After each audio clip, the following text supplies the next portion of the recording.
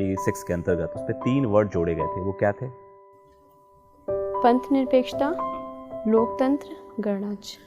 मुझे ये बताइए कि इसके पीछे उद्देश्य क्या था? क्या जोड़ने के बाद ही भारत सेकुलर हुआ, सोशलिस्ट हुआ, या उसके पहले भी था? मुझे ये बताइए कि उसको जोड़ने की उस समय तात्कालिक कारण क्या था, क्यों जोड़ा गया? सर, भारत तो हमेशा से ही एक पंथ निरपेक्ष रहा है, लेकिन उसको जोड़ के एक संवैधानिक रूप दे दिया गया कि हम अपने डॉक्यूमेंट्स के माध्यम से दिखाना चाहते हैं कि भारत एक पंथ निरपेक्ष देश है।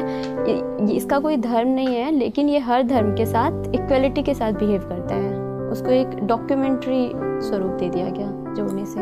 अच्छा, ठीक है। अच्छा, आप मुझे ये बताइए कि नक्सलिज्म एक विचारधारा है। जी सर। ये अभी जो चल रहा है भारत में, इसके पीछे की विचारधारा कौन सी है? वो किससे इन्फ्लुएंस विचारधारा है नक्सलिज्म? सर, नक्सलवाद की प्रॉब्लम एक ऐतिहासिक है, कम्युनिस्ट पार्टी ऑफ इंडिया से है, जो कि माओवाद की विचारधारा से प्रभावित थे।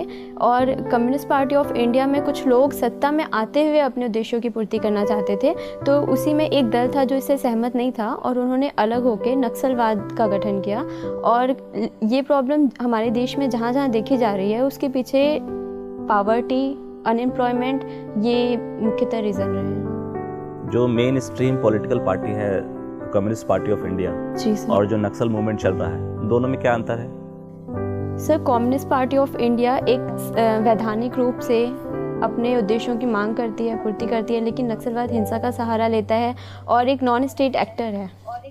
दोनों के पीछे की जो एक विचारधारा है वो एक ही है, कॉमन है, आप कह रही हैं, लेकिन एक लोकतांत्रिक तरीके से है, एक गैर लोकतांत्रिक तरीके से। जी सर। ठीक है, मेरा अंतिम प्रश्न आपसे है, बेटी बचाओ बेटी पढ़ाओ अभियान के बारे में सुना होगा आपने। यस। इसका एक मेन फोकस है कि जो PNDT एक्ट है हमारा, उसके प्रोविजंस को इफेक्टिवली इम्प्लीमेंट करना। इसके बावजूद जिन डिस्ट्रिक्ट्स में इनको चलाया गया है, जो एक रिपोर्ट है, इंडिपेंडेंट रिपोर्ट है, अभी सेक्स रेशियो अभी भी वहाँ स्क्यूड है, कुछ भी क्वालिटेटिव चेंजेस नहीं आया। तो क्या, किस तरह की चुनौतियाँ हैं, क्यों ऐसा क्यों? जैसे एक हमने टारगेट सेट किया और उस टारगेट तक पहुँचने के लिए एक प्रोसीजर डिफाइन किया, फिर भी हम वहाँ तक पहुँच नहीं पा रहे हैं उस लिमिटेड टाइम लाइन को ध्यान में रखते हुए, क्या कारण है? सर, इसका कई परिप्रेक्ष्य में आंसर देना चाहूँगी। पहले जो PCP-NDT एक्ट है वो सही तरीके से इम्प्लीमेंट नहीं हो पा रहा है। उसमें जितनी रिक्वायरमेंट स्टाफ और फंड की फैसिलिटीज़ है वो नहीं दी गई है, जिसकी वजह से आज भी हर जगह पे देखा जाए, अगर किसी को एबॉर्शन कराना है तो वो कुछ पैसे दे के करा लेता है।